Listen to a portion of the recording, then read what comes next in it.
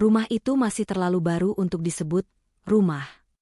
Catnya masih mengilap, wangi kayu masih terasa dari lemari built-in, dan taman kecil di samping ruang tamu belum sepenuhnya tumbuh. Namun bagi keluarga kecil itu, Raka, Ayla, dan putri kecil mereka, Nara, rumah tersebut adalah permulaan baru. Setelah bertahun-tahun tinggal di kontrakan sempit, mereka akhirnya bisa pindah ke klaster yang lebih tenang, lebih lapang, dan lebih aman. Setidaknya itulah yang mereka pikirkan. Hari itu, rumah baru mereka dipenuhi balon warna pastel, pita hias di dinding, dan kue ulang tahun kecil yang Ayla buat sendiri. Nara, senyum, sayang, ujar Ayla sambil memotret putrinya yang berulang tahun ke-6. Nara tertawa, mencelupkan jarinya ke krim kue, dan memakannya dengan riang. Beberapa tamu undangan, tetangga baru dan 2 rekan kerja Raka, ikut merayakan secara sederhana. Semua tampak normal. Mungkin terlalu normal. Ada satu hal yang mengganjal sejak mereka pindah. Ruang kerja di ujung lorong. Meski catnya paling baru dan jendelanya paling besar, ruangan itu selalu lebih dingin dari yang lain. Bukan dingin biasa. Dingin yang membuat bulu kuduk berdiri, seakan ada udara dari tempat yang jauh lebih gelap merayap keluar dari celah yang tak terlihat. Ayla sudah mencoba menutup ventilasi, mematikan AC terpusat, bahkan menjemur karpet tebal di dalam ruangan. Tetap saja, suhu di sana seperti kamar yang sudah lama tak dihuni. Setiap kali ia lewat, ia merasa ada yang memandanginya dari dalam. Namun hari ini, Ayla menepis semua pikiran itu. Ia hanya ingin pesta ulang tahun putrinya berjalan lancar. Matahari mulai tenggelam, dan para tamu pamit satu persatu. Raka membereskan piring kotor, sementara Ayla mengumpulkan bungkus kado. Nara sudah kelelahan dan tertidur di sofa kecil. Lampu ruang tamu meredup sedikit. Kedap-kedip, seperti tersenggol angin. Ayla sempat melirik ke lampu gantung itu. Instalasi listriknya baru, kan? Gumamnya. Raka mengangguk. Baru. Teknisi klaster juga bilang aman. Ayla tidak menanggapi lebih jauh. Ia membuka galeri ponselnya untuk melihat hasil foto tadi. Ia ingin memilih satu foto terbaik untuk dicetak dan disimpan di album keluarga pertama mereka di rumah baru ini. Namun ketika ia menelusuri foto-foto itu, jantungnya secara perlahan mulai berdenyut lebih cepat. Di foto pertama, Nara tersenyum sambil meniup lilin. Semuanya terlihat wajar. Namun di foto kedua, Ayla berhenti. Sebuah bentuk samar berdiri paling belakang, dekat meja minuman. Ayla memperbesar foto itu. Ada seorang perempuan. Gaun putih panjang, rambut terurai menutupi sebagian wajah, berdiri dalam posisi tegak dan tak bergerak. Yang membuat Ayla merinding bukan keberadaan perempuan itu, tetapi faktanya tidak ada satupun tamu yang berbusana seperti itu. Tidak ada tetangga yang mengajak teman, tidak ada keluarga lain yang datang. Ia hafal betul siapa saja yang hadir. Rak, panggilnya lirih. Raka mendekat. Kenapa? Ia menunjukkan layar ponsel. Raka menyipitkan mata. Diam. Wajahnya menegang, lalu ia menelan ludah. Ini, siapa? Ayla geleng kepala. Ia membalik ke foto lain. Perempuan bergaun putih itu tidak ada. Lalu ia kembali ke foto sebelumnya. Ada. Terlihat jelas. Tidak blur, tidak seperti pantulan. Seolah benar-benar berdiri di pesta ulang tahun anak mereka. Bisa jadi bayangan, mungkin pantulan tirai, atau... Tidak, potong Ayla cepat. Di momen itu tidak ada siapapun berdiri di sana. Aku tadi melihatnya. Area itu kosong. Raka menarik napas panjang, mencoba tetap rasional. Mungkin, tamu yang numpang lewat, atau... Rak, Ayla berbisik. Lihat gaunnya. Lihat rambutnya. Ini bukan orang, Rak. Seakan menegaskan perasaan Ayla, lampu ruang tamu kembali kedap-kedip 3 kali, lalu stabil. Udara yang semula hangat berubah sedikit dingin. Terasa ada hembusan angin melewati kaki Ayla, padahal semua jendela tertutup. Ayla refleks menoleh ke lorong. Cermin besar yang dipasang oleh pemilik lama, satu-satunya barang yang tidak mereka ganti, memantulkan cahaya lampu. Di pojok kanan atas cermin itu terdapat retakan halus berbentuk seperti jari yang memanjang ke bawah. Retakan itu seolah membentuk tangan yang merayap turun.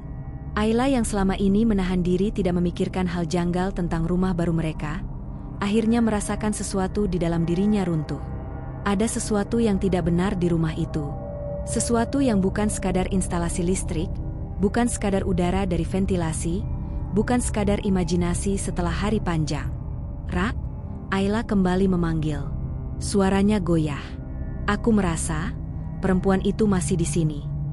Saat ia mengatakan itu, dari kejauhan, dari arah lorong yang gelap menuju ruang dingin, terdengar suara detakan ringan, seperti langkah kaki yang sangat pelan, sangat terukur.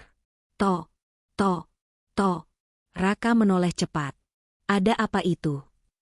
Namun Ayla hanya memeluk Nara yang sedang tidur, matanya terpaku pada lorong yang gelap itu. Ruangan dingin tiba-tiba terasa semakin dingin, meski pintunya tertutup. Seolah sesuatu di dalamnya baru saja bangun. Kalau kamu merasa merinding saat mendengar bagian ini, kamu harus tahu, cerita kita masih jauh dari selesai. Aku butuh kamu untuk tetap di sini, temani perjalanan keluarga ini sampai akhir. Jadi sebelum kita lanjut ke bagian berikutnya, jangan lupa klik like, subscribe, dan nyalakan lonceng notifikasi, supaya kamu nggak ketinggalan kelanjutan kisah ini. Dan kalau kamu pernah mengalami kejadian aneh di rumah baru, coba ceritakan di kolom komentar. Siapa tahu, pengalamanmu bisa jadi bagian cerita berikutnya. Sejak malam itu, suasana di rumah baru mereka berubah. Bukan perubahan besar yang langsung terlihat, tapi perubahan kecil, halus, perlahan, namun cukup untuk membuat Ayla merasa ada sesuatu yang berkeliaran di antara dinding rumah tersebut. Pagi harinya, Ayla mendapati pita rambut Nara yang semalam ia letakkan di meja rias sudah tidak ada. "Nara, kamu pindahin pitanya?" tanyanya sambil memeriksa bawah meja. Nara menggeleng sambil mengunyah roti. "Enggak, Bunda. Tadi malam Ibu Putih yang pakai." Ayla berhenti. "Siapa?" Nara mengangkat bahu, santai, seolah itu hal biasa. "Ibu yang kemarin ikut foto di ulang tahunku." Ayla menegang. Darahnya seperti berhenti mengalir. "Nara, kamu lihat orang itu di mana?" "Di cermin," jawab Nara seolah sedang bercerita tentang teman TK. "Ibu Putih suka ngeliatin aku dari belakang Bunda." Ayla merasakan punggungnya meremang. Ekspresi Nara terlalu polos, terlalu natural. Anak sekecil itu tidak mungkin berbohong dengan ketenangan seperti itu. Siang harinya, Ayla memberanikan diri mengecek foto-foto ulang tahun sekali lagi. Ia berharap ada kesalahan pencahayaan, atau mungkin bayangan dari tamu yang berdiri di tempat yang ia lupa. Namun foto itu tetap sama. Perempuan bergaun putih itu terlihat jelas berdiri di belakang Nara, rambut menutupi wajahnya, tubuhnya tegak tanpa gerakan. Tidak ada blur, tidak ada tanda-tanda manipulasi. Terlalu nyata untuk disebut kebetulan. Agus, yang baru pulang lebih cepat dari kantor, mencoba menenangkan istrinya. "Yah, mungkin ada yang nyasar. Kan acara kemarin semi terbuka, pintu kebuka terus." Ayla menggeleng. Matanya menatap foto itu tanpa berkedip. "Gus, nggak ada tamu kayak gini. Dan kalaupun ada orang asing masuk rumah, masa kita nggak sadar sama sekali?" Agus tidak menjawab. Ia juga tahu sesuatu tidak wajar, tapi egonya menolak mengakuinya. Ia menyentuh layar ponsel Ayla, memperbesar bayangan perempuan itu. "Kok wajahnya nggak kelihatan?" "Ya," gumamnya. Ayla menjawab lirih, rambutnya nutup semua. "Dari awal." Tiba-tiba, dentingan kecil terdengar dari dapur. Seperti sendok jatuh. Padahal tidak ada yang sedang memasak. Ayla dan Agus saling menatap. Agus bangkit, melangkah ke dapur. Suaranya datar, memaksa diri untuk tenang. Mungkin kucing tetangga masuk. Tetapi ketika Agus tiba di dapur, ia terdiam. Sendok yang tadinya berada di dalam gelas kini berada di lantai, jauh dari meja. Letaknya tidak mungkin jatuh sendiri tanpa melewati tepi meja yang tinggi. Ayla memanggil dari ruang tamu, "Kenapa, Gus?" Agus memilih tidak menjawab. Ia hanya mengambil sendok itu, meletakkannya kembali di atas meja, lalu memeriksa ventilasi dapur. Tidak ada hewan. Tidak ada angin. Tidak ada apa-apa. Namun ada sesuatu yang jelas. Dapur terasa lebih dingin dari seharusnya. Malam itu, sekitar pukul 10, Ayla mengajak Nara tidur lebih awal. Agus masih bekerja di ruang tamu dengan laptopnya. Rumah sudah sunyi, hanya suara kipas angin dan detik jam yang terdengar. Ketika Ayla hendak mematikan lampu kamar, Nara memegang tangannya. "Bunda, jangan matiin lampunya." "Kenapa, sayang?" "Soalnya nanti Ibu Putih masuk kamar." Ayla menelan ludah. "Ibu Putih siapa?" "Yang dari cermin," jawab Nara pelan. "Dia suka duduk di pojok kalau gelap." Ayla menarik napas panjang, lalu memeluk Nara erat. "Di sini nggak ada siapa-siapa, sayang. Bunda ada buat kamu. Ayah juga." Nara menggeleng pelan. "Ibu Putih bilang dia juga mau tinggal sama kita." Kata-kata itu membuat Ayla merasakan sesuatu merayap dari dasar tulang belakangnya. Sekitar pukul 2 pagi, Ayla terbangun. Lampu tidur masih menyala, tapi kamar terasa lebih gelap dari biasanya. Udara dingin menyusup hingga ke tulang. Ia menatap ke arah Nara yang tidur dengan selimut setengah terlepas. Tapi tiba-tiba, dari arah lorong, tok, tok, tok, langkah kaki, pelan, lembut, terukur. Ayla menahan napas. Langkah itu berhenti tepat di depan kamar mereka. Pintu kamar yang tidak tertutup rapat bergerak sedikit. Bukan terbuka. Hanya bergoyang seperti ada seseorang yang menempelkan tangan dari luar. Ayla menatap celah kecil di pintu itu. Gelap. Sangat gelap. Namun ia tahu, ada sesuatu di sana. Mengamati. Menunggu. Pagi harinya, ketika Agus bangun, ia mendapati kunci mobilnya hilang. Ia mencari di meja, laci, rak sepatu, tidak ada. Baru setelah 1 jam mencari, ia menemukannya di tempat yang tidak masuk akal. Di bawah kasur Nara. Ayla dan Agus saling menatap. Ini bukan lagi soal perempuan di foto. Ada sesuatu yang tinggal di rumah itu. Dan ia mulai menyentuh hidup mereka satu persatu. Sejak kunci mobil Agus ditemukan di bawah kasur Nara, pola gangguan di rumah itu mulai berubah. Tidak lagi acak, tidak lagi sekadar kebetulan, sekarang seperti diarahkan. Seolah sesuatu di dalam rumah itu ingin mereka memperhatikan. Dan mereka memperhatikan. Hari-hari berikutnya, lampu-lampu rumah sering mati serempak, terutama di malam hari. Kedipannya bukan kedipan normal. Ritmenya panjang, pendek, panjang lagi, seperti pola ketukan. Ayla sampai mencatatnya di catatan ponsel. "Gus, ini kayak kode," katanya suatu malam. Agus menghela napas, berusaha tidak menunjukkan rasa gugup. "Sayang, lampu rusak itu, ya rusak. Nggak ada hubungannya sama." "Kamu pikir aku terlalu memikirkan ini?" potong Ayla. Bukan marah. Lebih seperti seseorang yang sudah terlalu takut untuk menerima jawaban rasional. Agus hendak menjawab, tapi tiba-tiba semua lampu mati serempak. Gelap total. Nara menjerit dari kamarnya. Agus segera mengambil ponsel, menyalakan senter, dan berlari ke kamar Nara. Ayla menyusul dengan langkah guncang. Ketika mereka masuk, Nara duduk memeluk lutut di atas kasur. Matanya membelalak. "Dia di sini," bisik Nara. Ayla memeluknya erat. "Mana? Sayang, mana?"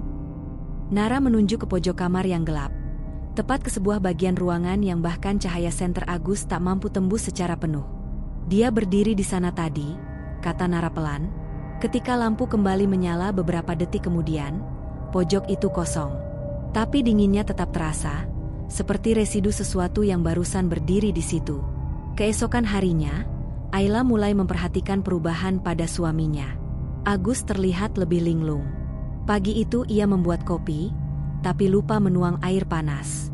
Siang hari ia kembali dari kantor lebih cepat, tampak letih, mata cekung. "Malam-malam aku kayak nggak bisa tidur," katanya saat makan. Perasaannya kayak ada yang lewat di lorong terus balik lagi. Ayla mengerutkan kening. "Lewat?" Kayak orang jalan, pelan. Terus berhenti depan pintu ruang kerja yang dingin itu. Ayla meremas sendoknya.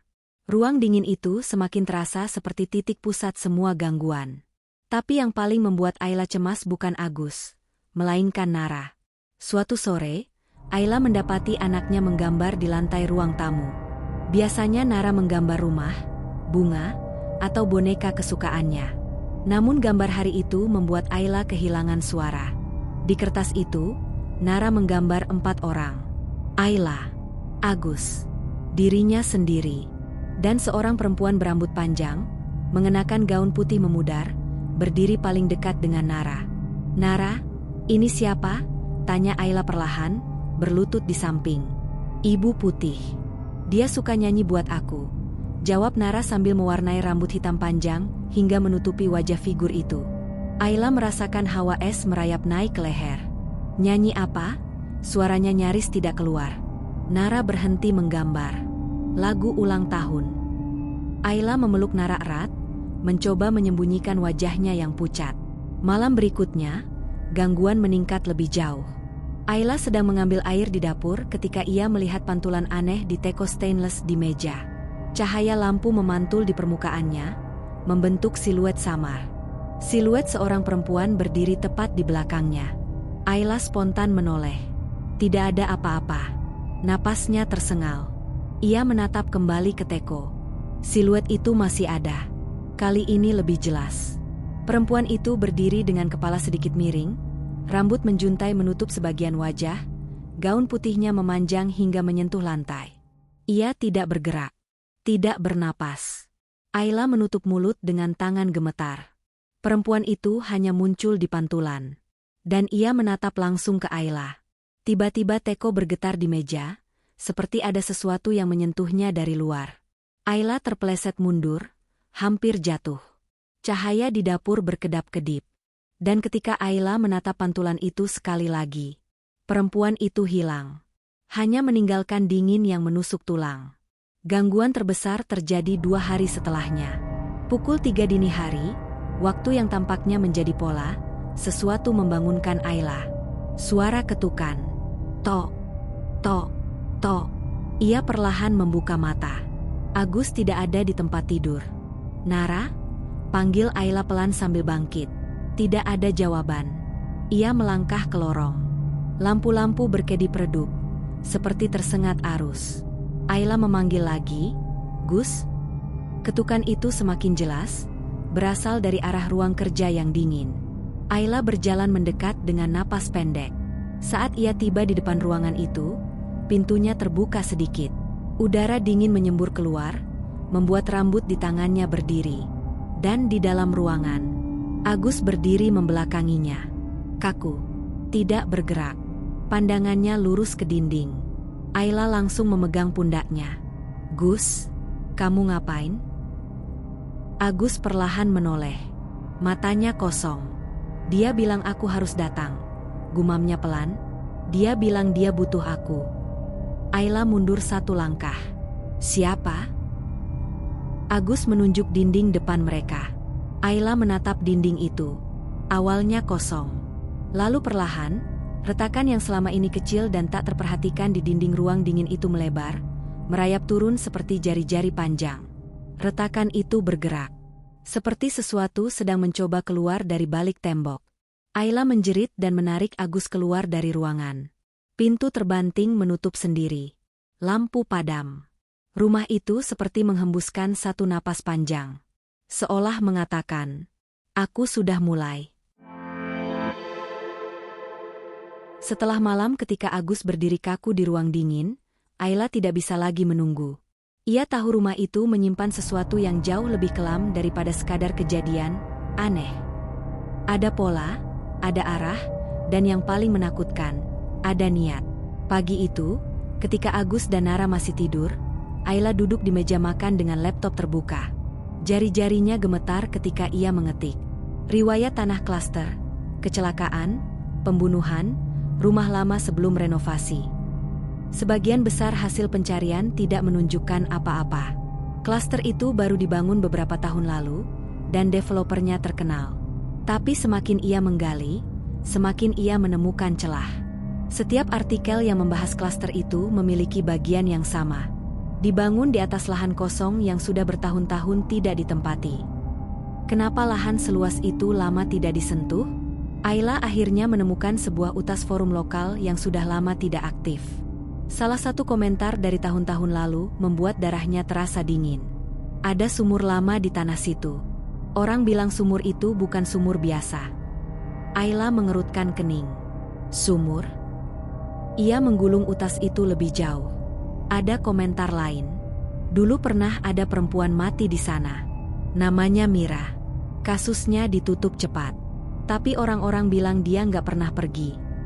Ayla mematung. Perempuan. Mati. Tidak pergi. Gaun putih. Napaknya menyambung terlalu sempurna. Tanpa pikir panjang, Ayla menutup laptop, mengambil jaket, dan pergi ke kelurahan. Ia butuh fakta yang lebih konkret. Petugas kelurahan awalnya tidak terlalu memperhatikan ketika Ayla bertanya. Tapi ketika Ayla menyebut nama Mira, ekspresi petugas itu berubah. Ia terdiam, lalu menutup buku registrasi lama sebelum menjawab. Bu, nama itu sudah lama nggak disebut. Anda keluarga? Ayla menggeleng. Saya cuma mau tahu apa yang sebenarnya terjadi di lahan itu. Petugas itu menarik napas, lalu akhirnya berkata, kalau ibu minta data resmi, saya bilang nggak ada.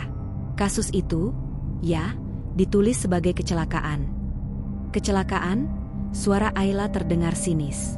Kecelakaan apa yang bikin satu wilayah kosong bertahun-tahun? Petugas itu memandang pintu, memastikan tidak ada orang lain, lalu berbisik. Mira itu ditemukan di sumur tua, punggungnya rusak parah. Orang bilang pacarnya yang lakukan. Tapi kasusnya ditutup. Katanya, karena orang-orang mulai lihat dia. Ayla merasakan bulu kuduknya berdiri. Lihat, bagaimana? Di jendela rumah lama, di halaman, kadang di dekat sumur. Selalu pakai gaun putih malam terakhir dia hidup. Ayla menelan ludah. Suaranya nyaris hilang ketika bertanya, sumur itu, sekarang di mana? Petugas itu menjawab pelan. Di bawah ruang keluarga rumah ibu. Ayla menutup mulutnya dengan tangan. Jantungnya berdetak keras hingga ke telinga. Petugas itu melanjutkan, rumah-rumah baru itu menutup sumur lama. Tapi tanah nggak bisa bohong, Bu. Kalau seseorang mati dengan tidak wajar, dia bisa meninggalkan pintu. Pintu. Ayla teringat retakan di ruangan dingin. Tangan di cermin. Siluet di dapur. Bisikan Nara. Semua itu bukan sekadar penampakan. Itu panggilan. Ayla pulang dengan lutut lemas. Setibanya di rumah, ia melihat Agus duduk di sofa dengan wajah pucat, seperti baru bangun dari mimpi buruk. Kamu kemana? Tanya Agus, suaranya serak. Ayla mendekat, duduk di sampingnya. Gus, aku tahu siapa perempuan itu. Agus menoleh cepat. Siapa? Ayla menahan napas. Namanya Mira. Agus terdiam. Ayla melanjutkan. Dia mati di tanah ini, di sumur lama. Dan sumur itu ada di bawah ruang keluarga kita. Agus menggosok wajahnya dengan kedua tangan, seakan mencoba menghapus kenyataan. Jadi, kita tinggal di atas tempat dia dibuang. Ya. Agus berdiri, mondar-mandir. Kita harus keluar dari sini. Kita cari hotel, apartemen, apa aja. Ayla memotong cepat, Gus, bahkan kalau kita pergi, dia sudah mengikuti Nara. Agus berhenti, menatap istrinya lama. Apa maksudmu? Ayla menarik napas dalam. Dia munculnya di cermin, di gambar Nara, dia bernyanyi untuk Nara. Dia, terikat dengan anak kita. Agus memukul meja keras. Tidak, kita nggak boleh tinggal di sini satu malam pun lagi. Namun sebelum Ayla sempat menjawab, ponselnya bergetar. Nomor tak dikenal. Dengan tangan gemetar, Ayla mengangkatnya. Halo? Suara di seberang terdengar serak, tua, dan tidak sepenuhnya manusia. Kalian sudah menemukan namaku. Ayla membeku. Agus mendekat. Siapa? Suara itu berbisik. Aku cuma mau keluargaku kembali. Sambungan terputus. Ayla menjatuhkan ponsel, tubuhnya gemetar hebat. Detik itu juga terdengar suara dari dalam rumah. Bruk. Suara benda berat jatuh dari arah ruang keluarga. Agus dan Ayla saling memandang, lalu berlari. Ketika sampai di ruang keluarga, mereka menemukan sesuatu yang membuat darah Ayla berhenti mengalir. Lantai bagian tengah, tepat area terdingin, memiliki retakan besar baru, seperti tanah di bawahnya bergerak. Dari celah itu, udara sangat dingin keluar. Dan terdengar bisikan. Bisikan halus. Bisikan perempuan. Ayla menangis terisak. "Gus, kita butuh bantuan." Agus mengangguk, masih terpaku pada retakan itu. "Aku tahu siapa yang bisa dipanggil," katanya lirih. "Dukun?" "Ya." Ayla menutup wajahnya. Mereka akhirnya menyadari. Ini bukan rumah angker. Ini adalah kuburan seseorang yang marah. Dan keluarganya adalah pengganti. Dukun yang Agus panggil datang sore hari itu juga. Namanya Pak Dharma, paruh baya, kurus, dengan sorot mata yang tajam tetapi lelah. Seperti orang yang terlalu sering menatap sesuatu yang tidak seharusnya dilihat manusia. Begitu ia melangkah masuk rumah, ia langsung berhenti. Tanpa menyentuh apapun. Tanpa berkata apapun. Ia hanya berdiri di ambang pintu, menghirup napas panjang, lalu berbisik. "Dia tidak mau saya masuk." Ayla langsung merasa darahnya turun ke kaki. "Pak, tolong. Kami sudah terjebak di sini." Pak Dharma akhirnya masuk, tapi langkahnya berat, seolah menentang arus tak terlihat yang mendorongnya keluar. Ketika ia sampai di ruang keluarga, di atas lantai dengan retakan besar itu, wajahnya mengeras. Ia berjongkok, menyentuh retakan itu pelan, seperti memeriksa luka menganga. "Sumurnya masih ada," katanya lirih. "Ditutup, tapi tidak ditenangkan." Perempuan itu mati dengan kemarahan, dan kemarahan tidak pernah membusuk. Agus bertanya cepat, "Bisa diusir?" Pak Dharma menggeleng. Dia tidak mau pergi, karena dia sudah menemukan apa yang selama ini dia cari. Ia menatap ke arah kamar Nara. Ayla langsung memegang dada seolah jantungnya disambar. "Kenapa Nara?" Suara Ayla pecah. Dharma menjawab pelan, "Orang yang mati secara tidak wajar, sering mencari pengganti. Anak kecil paling mudah ditarik karena jiwanya masih bersih." Ayla memandang Agus penuh putus asa. Agus meremas tangan istrinya, tapi genggamannya sendiri gemetar. Malam itu, ritual dilakukan. Lilin-lilin disusun melingkari retakan di lantai. Ubin terasa dingin, seperti menyentuh permukaan batu nisan. Ayla duduk di samping Nara yang mulai mengantuk, sementara Agus berdiri di belakang mereka, mencoba terlihat kuat. Pak Dharma mulai membacakan doa-doa. Suaranya bergetar, tidak sepenuhnya karena takut. Lebih seperti sedang bergulat dengan sesuatu yang mencoba menenggelamkannya. Awalnya tidak terjadi apa-apa. Lalu tiba-tiba, semua lilin padam bersamaan. Tidak ada angin, tidak ada gerakan. Mati. Seketika, Agus menghela napas kasar. "Apa?" Sebelum ia selesai, pintu ruang kerja tiba-tiba terhempas terbuka. Suaranya menghantam dinding seperti pukulan keras. Suhu ruangan langsung turun drastis. Nara yang duduk di pangkuan Ayla mulai menggigil. "Bunda, dia datang." Ayla memeluknya erat. Dari ruang kerja yang gelap itu, muncul suara yang tidak mungkin manusia. Geraman, yang berubah menjadi tangis, lalu menjadi tawa lirih. Tawa perempuan. Pak Dharma memukul lantai dengan telapak tangannya, membacakan doa lebih keras. Namun suara tawa itu hanya bertambah jelas, seperti mendekat dari balik kegelapan. Lalu sesuatu bergerak. Siluet rambut panjang menyembul dari pintu ruang kerja. Tidak jelas fisiknya, tapi garis gaun putihnya tampak seperti kabut padat yang mencoba membentuk tubuh. Ayla menjerit tertahan. Siluet itu mencondongkan kepala, rambut menjuntai menutupi seluruh wajah, dan perlahan, sangat perlahan, melangkah keluar ke ruang keluarga. Nara mulai menangis panik. "Bunda, dia mau aku." Ayla menutupi mata Nara sambil berteriak ke arah Dharma. "Pak, lanjutkan ritualnya. Tolong." Dharma melanjutkan doa, namun suaranya sudah tidak stabil. Udara di sekelilingnya berputar seperti pusaran kecil, membuat kertas doa di tangannya bergetar. Siluet itu berhenti tepat di depan lingkaran lilin yang sudah mati. Ia menatap mereka. Meski rambutnya menutup wajah, Ayla merasakan tatapannya menusuk tulang. Siluet itu mengangkat satu tangan perlahan, seperti menunjuk, lalu bergerak ke arah Ayla dan Nara. Ayla menjerit, mundur sambil memeluk anaknya. Agus menerjang ke depan, mencoba menghalangi siluet itu seperti manusia menghadang halimun. Namun begitu ia mendekat, tubuhnya terhempas mundur seolah didorong kekuatan yang tak terlihat. Agus jatuh menghantam lantai, kepalanya terbentur ujung meja. Darah menetes dari pelipisnya. Ayla menjerit, "Gus!" Namun sebelum ia sempat membantu, siluet perempuan itu berada hanya beberapa langkah darinya. Lalu ia berbicara. Suaranya seperti berasal dari sumur yang dalam. "Anak ini, milikku."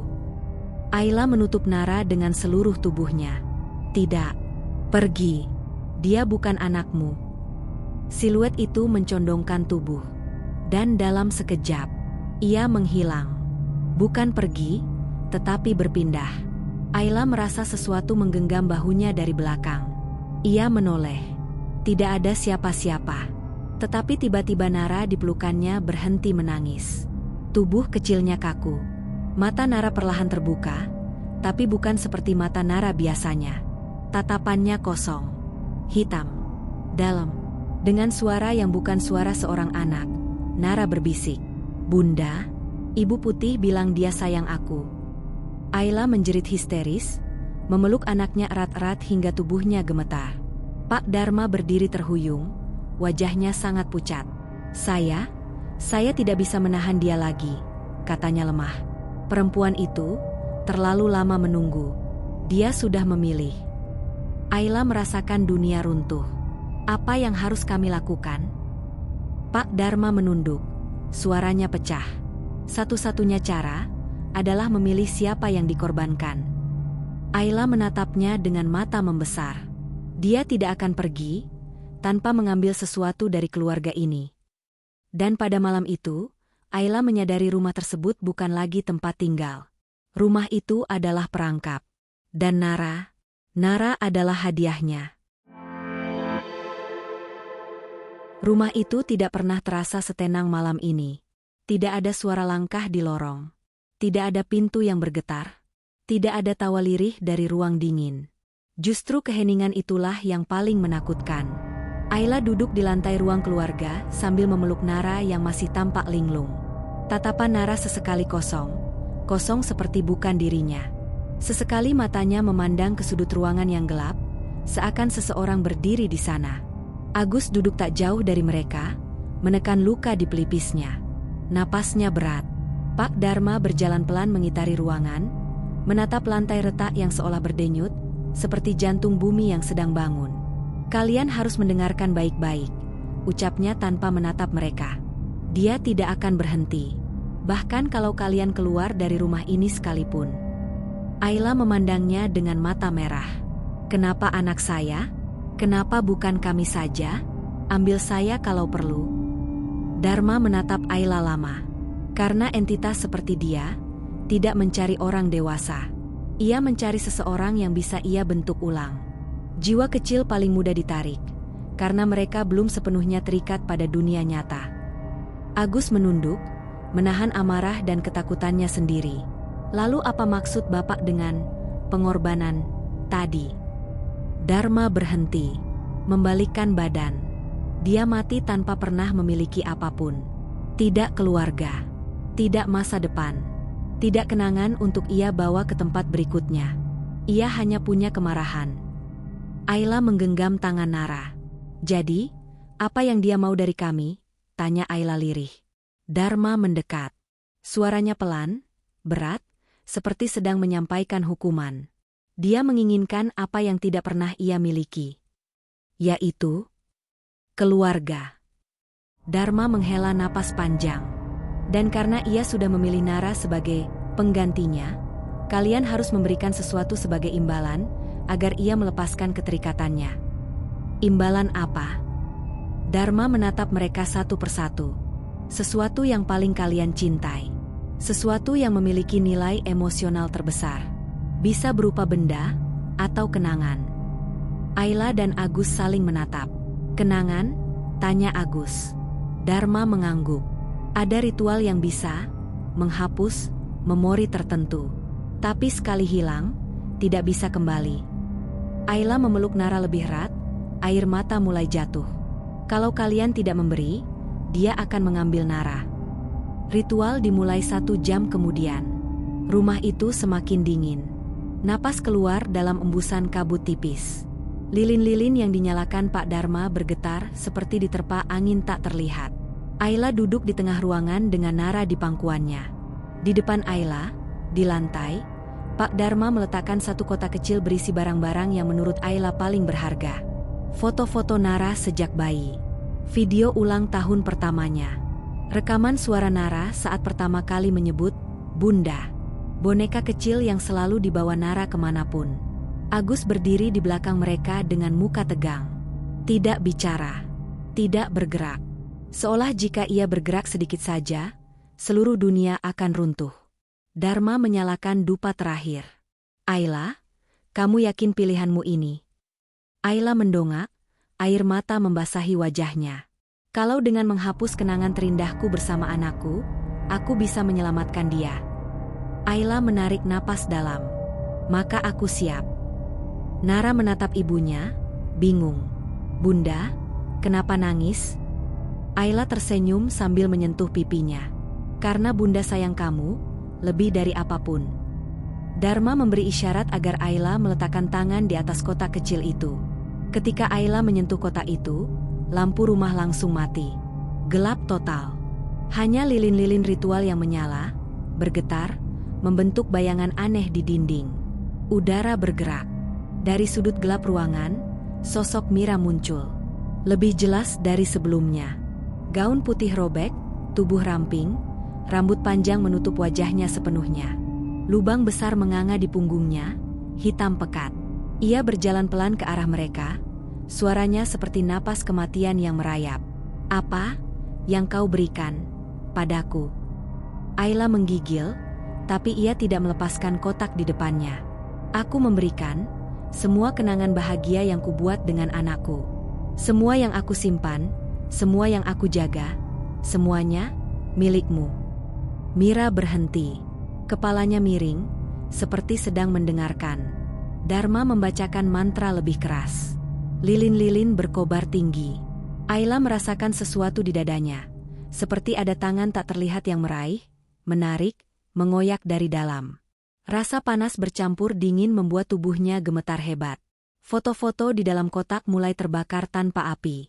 Rekaman suara Nara terdengar sebentar lalu pecah menjadi suara statis. Boneka kecil itu mulai meleleh seperti lilin. Ayla menahan isakannya. Kenangan, lurus satu persatu. Suara pertama kali Nara memanggil, Bunda. Gelak tawa saat mereka bermain di taman.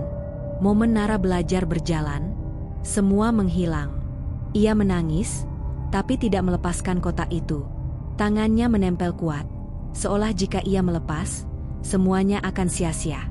Mira perlahan merunduk mendekati Ayla. Suaranya berubah lirih. Aku menerima pengorbananmu. Dan dalam sekejap, Mira menghilang. Bersama dengan dinginnya.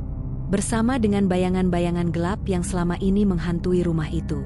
Sun. Lilin-lilin padam satu persatu. Dharma menghela napas panjang, jatuh duduk. Selesai. Agus langsung memeluk Ayla. Ayla memeluk Nara erat. Nara menatapnya dengan hangat. Bunda, kenapa nangis? Ayla tersenyum lemah, tapi ada kekosongan di matanya. Ia tidak lagi mengingat adegan-adegan paling berharga dari masa kecil anaknya. Tapi Nara, selamat. Dan bagi Ayla, itu sudah cukup. Mereka pindah malam itu juga. Pindah tanpa menoleh ke belakang. Rumah itu kini kosong. Sepi.